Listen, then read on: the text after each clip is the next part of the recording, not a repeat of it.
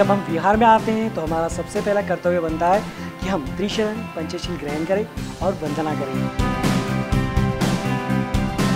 हम सभी बौद्धजन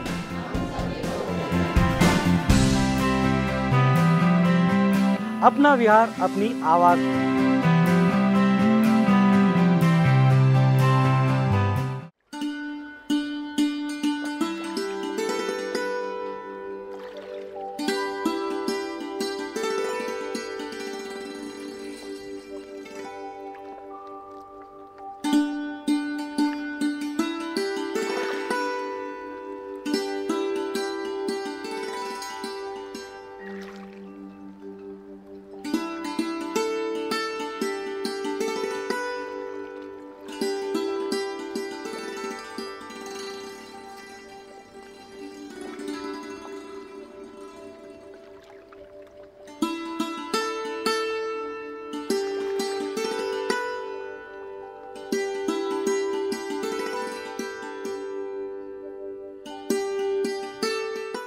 नमो बुद्धाय। जय भीम दर्शकों, मैं विक्रम कुमार एक बार फिर से आपका स्वागत करता हूं आपके मनपसंद कार्यक्रम जिसका नाम है अपना विहार अपनी आवाज।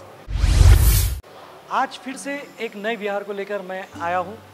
वैसे ये विहार नया नहीं है क्योंकि इसके पहले भी हम आपको ये विहार दिखा चुके हैं। अब आप कहेंगे कि दोबारा क्यों? तो ये हमने विहार आपको जो दिखाया था 5 साल पहले, जी हाँ 262वां एपिसोड हम इसे दिखा चुके हैं। एक बार फिर से इन्होंने हमें बुलाया है तो ये विहार हम फिर लेकर आए। इस विहार का नाम है पंचशील बुद्ध विहार। ये आता है अम्बेडकर लेआउट, उमरेठ, इस शहर में, जिसका ज़िला नागपुर है। तो कैसा है ये विहार, क्या चेंज हुआ है, और जो पहली बार देख रहे हैं उन्हें भी पता चले कि किस तरह भव्य दिव्य विहार है। तो आइए शुरू करते हैं आज के इस कार्यक्रम की शुरुआत अपना विहार अपनी आवाज़।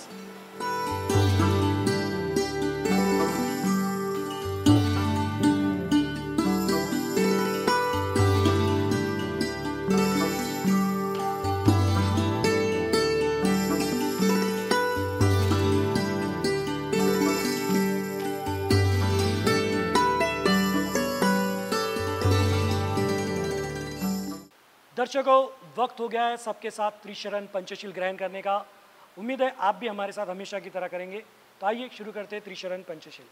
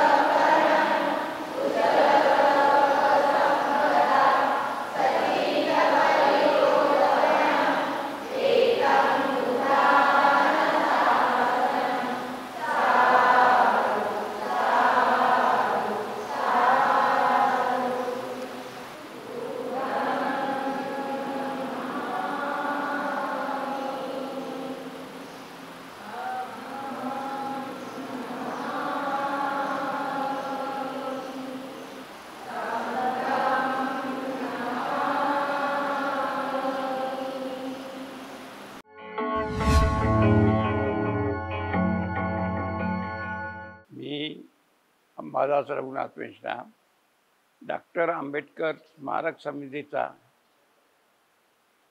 जे ॲक्टिव्ह मेंबर होते त्या ॲक्टिव्ह मेंबरमधील एक मेंबर आहे। सुरुवातीला मनामध्ये 1991 मध्ये डॉक्टर बाबासाहेब आंबेडकरांची जयंती या उमरेडमध्ये साजरी व्हावी, एक वास्तू तयार व्हावी या उद्देशानं डॉक्टर आंबेडकर स्मारक समितीची स्थापना करण्यात आली। त्या उद्देशानं 2 वर्ष आम्ही प्रत्येक कर्मचाऱ्याच्या मागे घरोघरी जाऊन दर महिन्याला 500 रुपये वर्गणी या माध्यमातून मिळवण्याचा प्रयत्न केला, परंतु वर्गणी देत असताना अडचणी उत्पन्न झाल्या आणि 2 वर्षात आमच्याजवळ फक्त 3-4 हजार रुपये मात्र गोळा झाले। जेव्हा ही खंत मनामध्ये आल्यानंतर आमच्या स्मारक समितीचे काही जे सभासद होते त्यामधील ॲक्टिव्ह सभासद म्हणून ज्यांचं नाव घेता येईल ते आर.एल. धनविजय, ते दिवंगत झालेले आहेत। त्या माणसांनी पहिल्या प्रथम 5 एकर जमीन खरेदी केली, नंतर 5 एकर जमीन खरेदी केली आणि 10 एकर जमीन खरेदी करून या ठिकाणी 140 प्लॉट पाडण्यात आले। या 140 प्लॉटमधून जवळपास प्रत्येकाकडून 500 रुपये वर्गणी या पद्धतीनं वर्गणी तयार केली आणि या ठिकाणी ही राखीव जागा जी पाऊण एकर होती ती स्मारक समितीला ठेवण्यात आली आणि ओघाओघात 4 प्लॉटसुद्धा स्मारक समितीने कॉम्प्लेक्ससाठी मार्केट कॉम्प्लेक्ससाठी ठेवलेले होते, परंतु ते सुद्धा शेवट आम्हाला विकावं लागलं। परंतु ते डॉक्टर बाबासाहेब आंबेडकरांचं स्वप्न साकार होऊ शकलं नाही।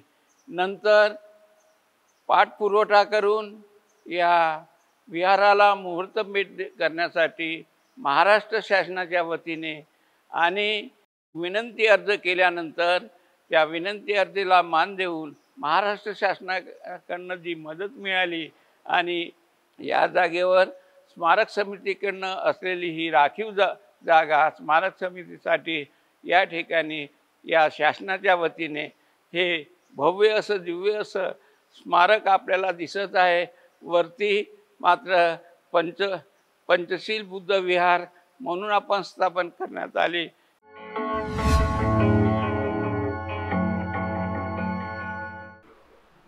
आता सध्या ही वास्तू इथे उभी आहे, परंतु केवळ ही वास्तू न राहता इथे काहीतरी ॲक्टिव्हिटीज झाल्या पाहिजे। बौद्ध धर्माचा प्रचार आणि प्रसाराच्या दृष्टीने काहीतरी इथे कार्य सुरू असायला पाहिजे। हा मानस ठेवून डॉक्टर बाबासाहेब आंबेडकर स्मारक समितीद्वारे इथे ज्या थोर महापुरुषांच्या जयंती, पुण्यतिथी एवढंच नव्हे तर वर्षामध्ये असणाऱ्या प्रत्येक पौर्णिमा इथे साजरी केली जात असते। इथे प्रत्येक पौर्णिमा साजरी करूनच आपण थांबत नाही, तर इथे इथे प्रत्येक वर्षी इथे जो वर्षावास असतो तो 3 महिन्यापर्यंत वर्षावासाचा कार्यक्रम चालतो, नित्यनेमाने चालत असतो। त्यामध्ये कुठेही खंड आम्ही पडू देत नाही। इथे दर रविवारला अगदी मोजके का होईना तर इथे उपासक येतात, उपासिका येतात, पंचशील त्रिशरण वंदना घेतात आणि त्या पद्धतीने इथे जास्तीत जास्त लोक कसे रविवारला येतील यांचा सातत्याने आमचा प्रयत्न सुरू असतो। असो आज नाही उद्या त्याला चांगला प्रगल्भ असं लोक जमतील यात आम्हाला अगदी अजिबात शंका नाही। इथे हा आमचा परिसर फार मोठा आहे। ह्या परिसरामध्ये मला हे सांगताना मग स्पष्ट केलं पाहिजे की इथे जो विस्तीर्ण जे प्रांगण आहे त्या प्रांगणामध्ये क्रांतीवीर महात्मा ज्योतिबा फुले, डॉक्टर बाबासाहेब आंबेडकर यांच्या पूर्णाकृती पुतळे इथे स्थापित केलेले आहेत। प्रत्येक जेव्हा केव्हा कार्यक्रम असतो तेव्हा प्रत्येक कार्यक्रमाच्या वेळेस आम्ही त्यांची आठवण करतो। इथे प्रामुख्याने सावित्रीबाई फुले जयंती, डॉक्टर बाबासाहेब आंबेडकर जयंती, तथागत गौतम बुद्ध जयंती यानंतर बरेचसे असे कार्यक्रम आम्ही इथे राबवत असतो. इथे दरवर्षी डॉक्टर आंबेडकर जयंतीला फार मोठा इथे एक प्रकारचा कार्यक्रम होतो. सगळ्यात मोठी जयंती, सगळ्यात उमरेड नगरीमध्ये सगळ्यात मोठी जयंती म्हणून नावलौकिक या स्मारक समितीचा आहे. आमचा कसोशीने प्रयत्न आहे की इथे फक्त पौर्णिमा, अमावस्या, सण हे साजरे, फक्त बौद्ध धर्माचे सण फक्त साजरा करणे हा इथला उद्दिष्ट नाही, तर हे विहार हे खऱ्या अर्थाने विहार असायला पाहिजे. इथे खरं म्हणजे माणसं घडली पाहिजेत. इथे विहाराचं स्वरूप इथे आलं आहे, तेव्हा हे विहाराचं स्वरूप द्रव्य प्रमाणामध्ये आचरण, विचार आणि संस्कृती आपण जोपासली पाहिजे. बौद्ध धम्म तथागताचे विचार आणि आचार, डॉक्टर बाबासाहेब आंबेडकराला अभिप्रेत असलेला धम्म इथे जास्तीत जास्त कसा रुजवता येईल यांचा आमचा कसोशीने प्रयत्न चालतो.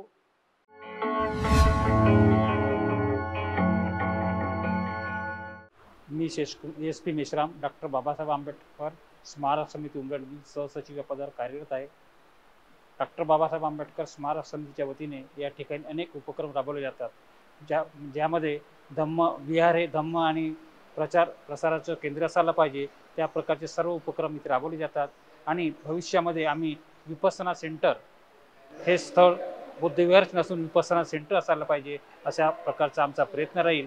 आणि इथे अंगणवाडी, बालवाडी हे सुद्धा आम्ही सुरू करण्याचा प्रयत्न करणार आहोत. त्याचप्रमाणे इथे वाचनालयसुद्धा सुरू असायला पाहिजे, कारण परिसरामधील जे विद्यार्थी आहेत ते इकडे तिकडे न भटकता आपल्या विहारामध्ये त्यांचा फायदा झाला पाहिजे.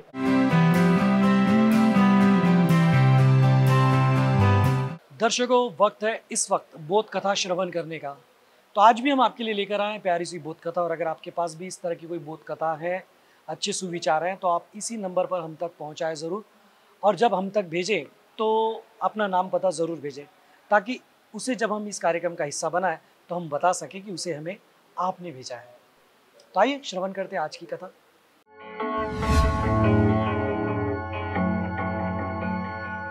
दर्शकों, जय भीम. आज की बोध कथा में एक बार फिर से आपका स्वागत है. और आज की बोध कथा का शीर्षक है आखिरी पड़ाव. बात परसों पुरानी है, जिस वक्त एक गांव में शेरों का आतंक था, बाघों का आतंक था, और उनसे बचने का सिर्फ एक ही रास्ता था कि आप पेड़ों पर चढ़ जाएं. इसके लिए बाकायदा सभी को एक बाबा थे जो ट्रेनिंग दिया करते थे कि किस तरह से पेड़ों पर चढ़ना है और जल्द से जल्द उतरना है, जिस तरह से चढ़ना उतरना, और इसी तरह की विद्या वो सभी को सिखाते थे ताकि सबकी जान बची रहे. ऐसे सालों से वो करते आ रहे थे. आज उनकी शिक्षा का आखिरी दिन था जब वो सबकी परीक्षा लेना चाह रहे थे, और उन्होंने सभी शिष्यों को बुलाया और कहा कि चलो अब चिकने पेड़ों पर, जो चिकने पेड़ जिनसे फिसल जाते हैं, उन पेड़ों पर चढ़कर दिखाइए.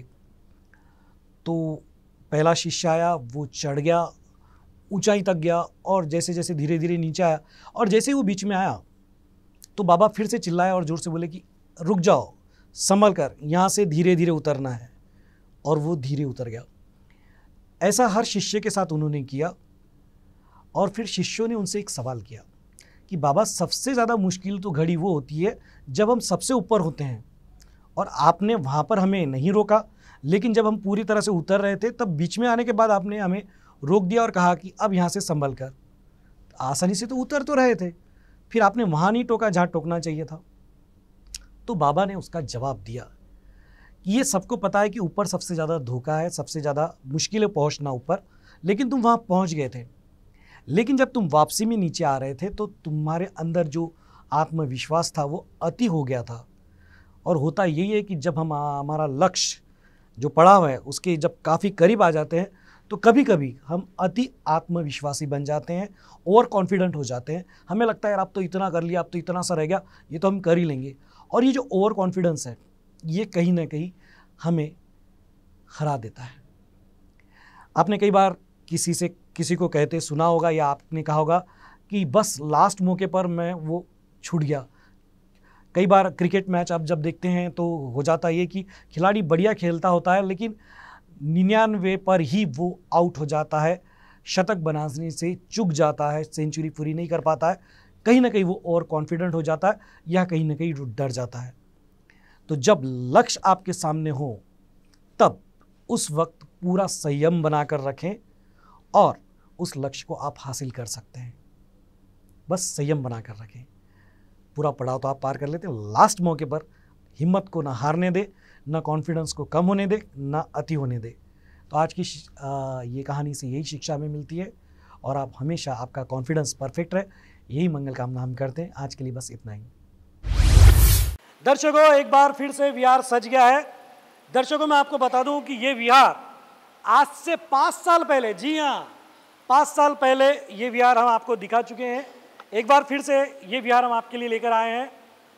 262वां 262 नंबर का ये एपिसोड है। अगर आप देखना चाहें तो देख सकते हैं। आज 475 के ऊपर एपिसोड हो चुके हैं। ये सारे उपासक उपासिकाएं सवाल जवाब के लिए तैयार है। आप तैयार हैं?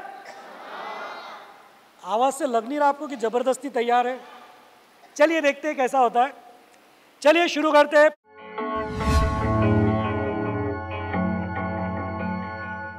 पहला सवाल बड़ा आसान सवाल ले रहा हूं। बाबा साहब को भारत रत्न पुरस्कार कौन से वर्ष में दिया गया? सबसे पहले हाथ आपने ऊपर किया। अजय साहब। जय भीम। जय भीम। मेरा नाम जूलक पाटिल है, मैं अंबेडकर लेआउट में रहता हूँ। जी जी। आपका जो क्या बोलते सवाल है उसका सही जवाब है 1990। सर, बड़े जोश के साथ आप आए, बड़े जोश के साथ आपने 1990 बोल भी दिया, लेकिन मैं आपको बता दूं कि आपने जो जवाब दिया है वो गलत है। ऐसा मैं नहीं कहूंगा, बिल्कुल सही है। जोरदार तालियां। बिल्कुल सही जवाब है। 1990 में मरणोपरांत बाबा साहब को भारत रत्न पुरस्कार दिया गया था। सूर्य पुत्र किन्हें कहा जाता है, वो उनका असली नाम क्या है? जय भीम। जय भीम। आपका परिचय दें। हाँ, मैं आज भी गजघाट है जी। डॉक्टर बाबा साहेब आंबेडकर स्मारक समितीचा अध्यक्ष है। जी जी, बताएं। सूर्यपुत्र यशवंत आंबेडकर। कौन थे ये? डॉक्टर बाबा साहेब आंबेडकरांचा चिरंजीव। बिल्कुल सही जवाब है। जोरदार तालियां। बैठिए सर। सूर्यपुत्र बाबा साहब के जो सुपुत्र हैं यशवंत राव जी, उन्हें कहा जाता था क्योंकि बाबा साहब वो सूर्य हैं जिनके वो पुत्र है, तो उन्हें सूर्यपुत्र भी कहा जाता है और प्यार से भैया जी भी उन्हें कहा जाता है। ये हमें पता होना चाहिए। जैसे हम बाबा साहब कहते हैं, उन्हें भैया जी कहा जाता है और सूर्यपुत्र भी उनके उस तरह भी उन्हें संबोधित किया जाता है। 2 सवाल हो गए हैं। चलिए, एक ही हाथ ऊपर हुआ था ये सवाल के लिए। बढ़ते हैं अगले सवाल की तरफ। महाकारुणिक तथागत भगवान गौतम बुद्ध, इनके प्रिय शिष्य का नाम क्या था? सबसे पहले हाथ उन्होंने ऊपर किया। आ जाइए साहब। जय भीम। आपका परिचय दें। माझे नाव शेषकुमार परसराम मेश्राम, डॉक्टर बाबासाहेब आंबेडकर लेआउटमध्ये मी राहतो। जी, जवाब दीजिए। भंते आनंद। मुझे भी बताते हुए बड़ा आनंद हो रहा है कि आपका जवाब बिल्कुल सही है। जोरदार तालियां। तो दर्शकों, बढ़ते हैं अगले सवाल की तरफ। महाकारुणिक तथागत भगवान गौतम बुद्ध जब तपस्या कर रहे थे तब उनका शरीर पूरी तरह से थक चुका था। उस वक्त किसने उन्हें क्या प्राशन करने के लिए दिया? सबसे पहले आपने भी हाथ उठाया, लेकिन बच्चों को पहले मौका। आ जाओ, कोई भी 2 में से एक। मैंने पहले बोला बच्चों को मौका भी मिलना चाहिए क्योंकि बच्चों को हमारा इतिहास पता होना जरूरी है। जय भीम। जय भीम। क्या नाम है बेटा आपका? श्राव्य भसारकर। क्या करते हो, पढ़ाई करते हो? हाँ। कौन से स्टैंडर्ड में पढ़ रहे हो? 7th। Yes। बताओ मेरे सवाल का जवाब। उनको खीर लाकर दी थी। किसने ला के दी थी? सुजाता ने। कब लाई थी? जब वो तपस्या कर रहे थे। अच्छा, तुमको मालूम है? हाँ। तुमको मिली खीर? नहीं। अच्छा, चलो इनको खीर हम देंगे। जोरदार तालियां। बिल्कुल सही जवाब है।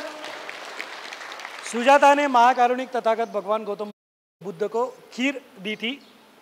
चलो, बहुत आसान सवाल था कि नहीं?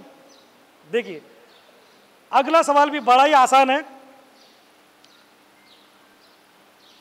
महाकारुणिक तथागत भगवान गौतम बुद्ध, इनके पुत्र का नाम क्या था? बहुत सारे हाथ उठे। बच्चों को मैं एक बार फिर से मौका दूंगा। जेंट्स लोगों ने बहुत पहले हाथ उठाया, लेडीज़ ने बहुत लेट उठाया, लेकिन बच्ची ने भी उठाया, तो मैं पहले मौका इसको दूंगा। जय भीम बेटा। जय भीम। आपका नाम बताएं। सुमई भसारकर। बताओ बच्चा नाम क्या है, क्या नाम है बच्चे का? गौतम बुद्ध के बेटे का नाम राहुल है। राहुल है? राहुल। पक्का? यस। लॉक किया जाए? यस। भाई लॉक किया जाए। और ये बिल्कुल सही जवाब, जोरदार ताली। आखिरी सवाल, तैयार रहिए। बहुत सादा सिंपल सवाल है। बाबा साहब ने एक नेता की जान बचाई थी, कब बचाई थी, क्यों बचाई थी, कैसे बचाई थी, किसको पता? हाथ ऊपर कीजिए। आ जाइए, बहुत देर से हाथ ऊपर कर रहे हैं, 4-5 बार किए इन्होंने, हाथ बहुत सारे ऊपर हुए, लेकिन जय भीम। जय भीम। आपका परिचय दें। माधुरी गजघाटी। जी बताएं जवाब। मेरा जवाब महात्मा गांधी है। मैं महात्मा नहीं बोलता उनको, गांधी जी बोल सकते हैं। चलिए, ये मेरा राय है। हाँ, गांधी जी कैसे बचाई थी? वो जो उनके उन दोनों में जो करार हुआ था। कौन सा करार? और कौन ने हाथ ऊपर किया था? आ जाइए काका जी। जय भीम। जय भीम। आपका परिचय दें। अमृतराव जी चौधरी। जी बताएं क्या जवाब है? मोहनचंद करमचंद गांधी था। कौन सा करार था वो? पुणे करार। पुणे करार। तो आपने भी पुणे करार कहा है, तो पुणे करार ही था ना? सब बोल रहे भाई तो होगा। बिल्कुल सही जवाब है, जोरदार तालियां। बैठ जाइए। Thank you. तो दर्शकों, सवाल जवाब मैं यहीं समाप्त करता हूं, वक्त है आगे बढ़ने का। आइए बढ़ते हैं आगे। दर्शकों, शुरू करने जा रहे हैं वही गेम जिस गेम का हर रात आप करते बेसब्री से, जिस गेम से आप सभी को ढेर सारा, जो गेम सबको लगता है, जो गेम खेलने का हर रात आप देखते हैं, और उस गेम का नाम है भीम का। तो दर्शकों, वहां से लेकर तो यहां तक ये उपासक उपासिकाएं खिलाड़ियों के रूप में हमारे साथ इस गेम को खेलने के लिए मौजूद हैं। 5 साल पहले भी ये गेम यहाँ पे खेला गया था। उसका रिजल्ट क्या है, ये रिजल्ट आने के बाद मैं आपको बताऊंगा। अब देखना है कि क्या वो रिजल्ट और इस रिजल्ट में कुछ फर्क पड़ता है क्या। आज लगभग 7-8 साल हो चुके हैं इस शो को, बीच में कोरोना की वजह से बंद था, लेकिन अब फिर से शुरू हो चुका है ये सफर। तो आइए देखते हैं क्या फर्क पड़ा है, क्या नहीं पड़ा है। तो क्या करना है दर्शकों, मैं आपको बता दूं, जो दर्शक पहली बार देख रहे हैं या बहुत दिनों बाद देख रहे हैं, भूल गए हो, तो इन सबको मेरी तरफ देखकर जय भीम जय भीम जय भीम जय भीम कहना है। इस बीच इनसे मैं हाथ, पैर, नाक, कान, सर, इसमें से कोई भी एक बॉडी पार्ट को छूने के लिए कहूंगा, उन्हें करके दिखा देना है। जो कहते से ही कर देगा वो अपना विनर होने वाला है। तो आप तैयार हैं? आप तैयार हैं? एक ट्रायल लेते हैं दर्शकों कि सब ठीक ठाक है क्या देखने के लिए, और उसके बाद फिर हम शुरू करते हैं। Okay, ready? चलिए एक ट्रायल लेते हैं। नाक को हाथ लगाइए। ओके, ले लीजिए नीचे हाथ। क्या बात है दर्शकों, इन सबको मैंने नाक छूने के लिए कहा है और सबने छू के दिखा दिया है। इसका क्या मतलब हुआ? इसका मतलब साफ जाहिर है कि किसी को भी मेंटली प्रॉब्लम नहीं है, सब लोग सामान्य स्वस्थ है, और ये ऐसे ही रहे, हम मंगल कामना करते हैं। अब देखना यह है कि गेम शुरू होने के बाद क्या होता है। तो आइए शुरू करते हैं भीम का।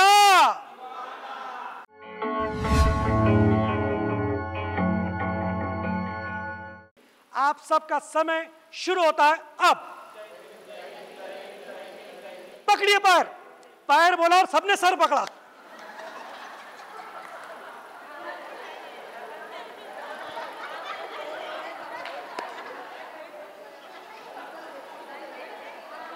इन सबको मैंने पैर पकड़ने के लिए कहा था और इन सब ने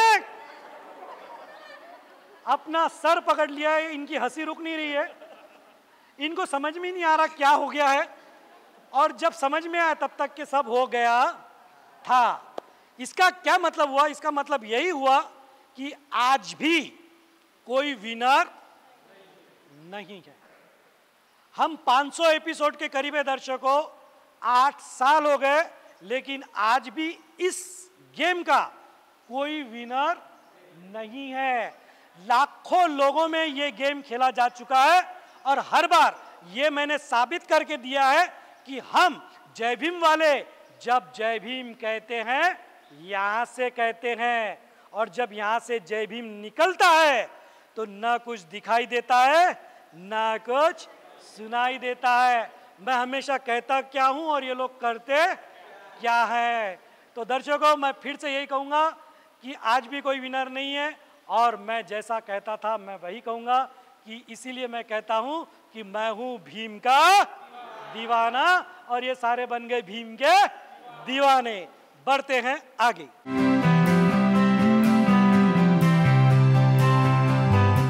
दर्शकों, बड़ों का गेम तो हो गया, अभी बच्चों का गेम है। ये 2 लड़के और बाकी पूरी महिला राज है यहाँ पे। ये देखो अभी चालू हो गया। ये यहाँ से लेकर तो ये गुड़िया तक हमारी ये रेल है। ये सारे बच्चे उत्सुक है वही गेम खेलने के लिए जो गेम हमने खास करके बच्चों की एकाग्रता शक्ति बढ़ाने के लिए शुरू किया है।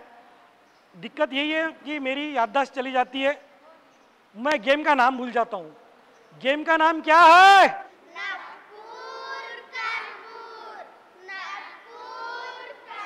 ओके ओके ओके, मेरी याददाश्त आ गई है, मुझे गेम का नाम याद आ गया। गेम का नाम है नागपुर कानपुर। अब ये वो वाला नागपुर कानपुर नहीं है, ये वाला नागपुर है और ये वाला कानपुर है। अब ये गेम कैसे मैं आपको बता दूं, बड़ा आसान है। बस ऐसे करना है, ऐसे करना है, नीचे करना है, ऐसे करना है और यही चीज इतनी स्पीड में करनी है। अब ये कैसे करते हैं आइए देखते हैं। ओके, अब आपको क्या करना है देखिए। रेडी? ए देखो, ऐसे करो, हाँ नीचे नीचे। अभी देखो फिर वापस छोड़ो, अब इधर से करो। ओके, अब ये चीज फास्ट में करनी है, फास्ट करते जाइए, फास्ट, जल्दी जल्दी जल्दी, फास्ट। इतने बड़े बड़ों का पेट्रोल खत्म हो गया, जल्दी जल्दी, फास्ट, जल्दी जल्दी जल्दी। ये सुपरवाइजर, एक बिहार में एक सुपरवाइजर में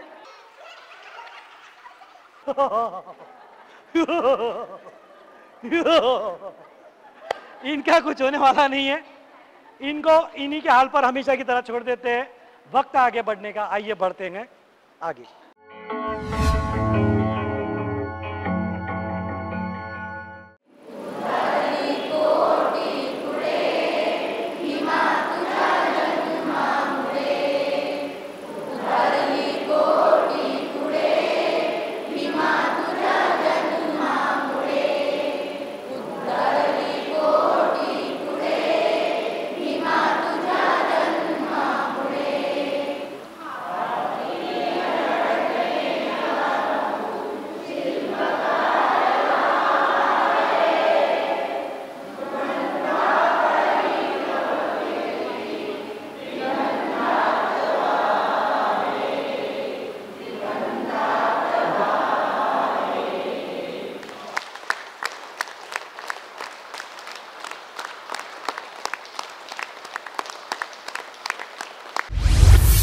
दर्शकों, वक्त आ गया है वही शपथ लेने का जो हर विहार में हम लेते हैं।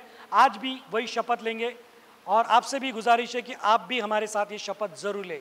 शपथ लेने के लिए सभी अपना हाथ इस तरह आगे करें और मैं जो कहता हूं मेरे साथ दोहराएं।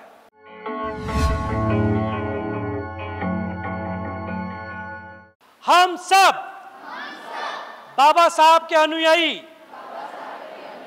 मिलकर ये शपथ लेते हैं, हम सहपरिवार हर रविवार और छुट्टी के दिन परिसर के विहार में जाएंगे,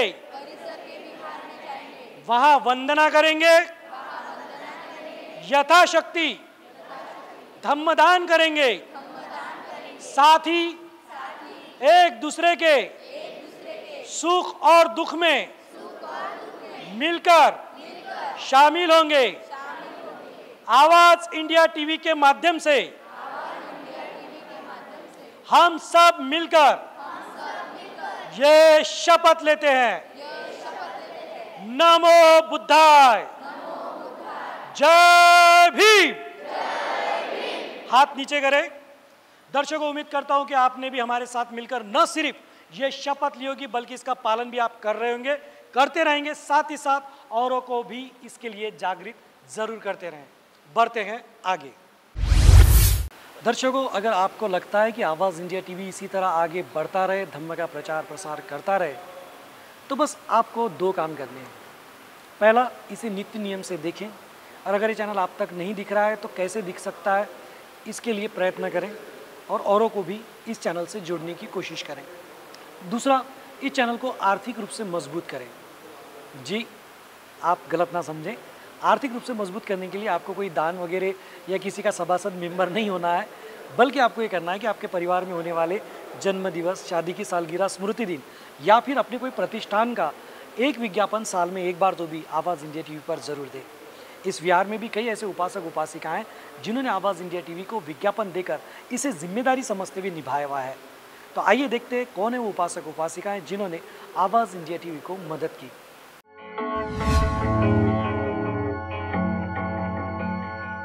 आवाज इंडिया टीव्हीला जाहिरात देऊन मी माझं कर्तव्य केलं, आता तुम्ही पण करा।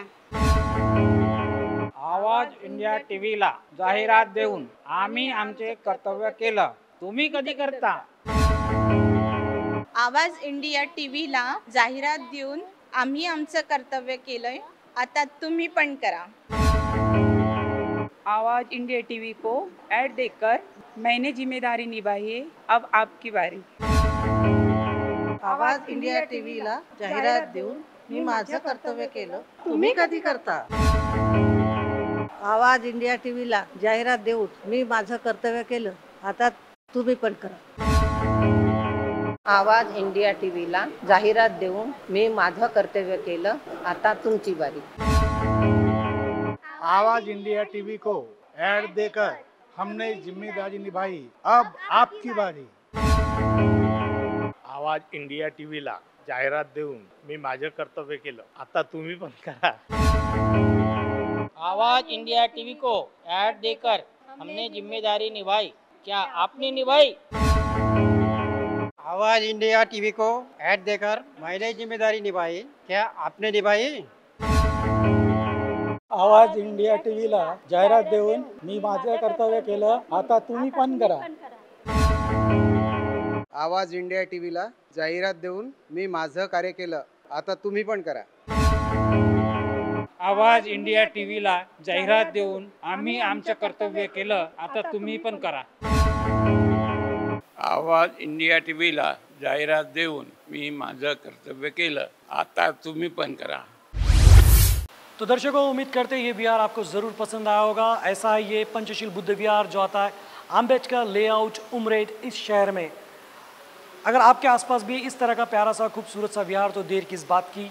ये रहा नंबर, इस नंबर पर आपके विहार की जानकारी हम तक पहुंचाइए, हम आपके विहार को दुनिया तक पहुंचाएंगे। आज के लिए बस इतना ही, फिर मिलेंगे अगले नए विहार में, नई जगह पर। तब तक बने रहे आवाज़ इंडिया टीवी के साथ।